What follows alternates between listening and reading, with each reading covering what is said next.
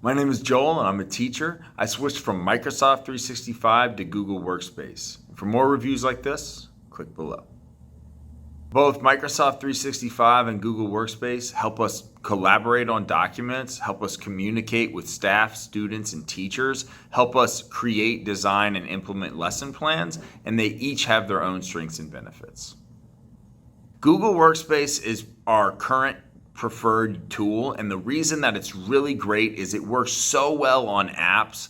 It's really a platform that was built and integrated with native technology as people were using cell phones. So it works really well on all of their devices. So students, whether or not they're using one of our district issued devices, they're at home on a laptop or desktop they own themselves, or even when they're on their cell phone, Google Workspace will work on all of those things at the same time. Microsoft 365 was the longtime leader in the field, and you can really see that because they've been constantly innovating their product.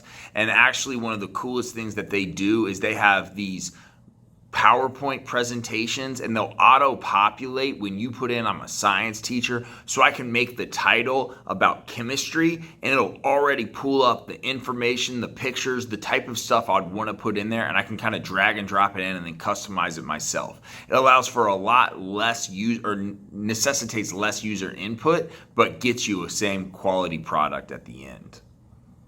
Both products do have a little bit of onboarding time to get implemented with. The biggest one though, for me, I felt like Microsoft was harder to get started with. Even though it's a leader, it was really a leader in the individual workspace, and the Microsoft 365 took some adjustments for us to get used to it as a network workspace. Whereas Google was designed to be an aggregated cloud workspace from the start. And so when you can use it on your phone, you don't have to set up additional apps or install anything other than what you already had, most likely. And then most of our students can use and follow the flow of it much more readily because they've seen it and experienced it on their phones already.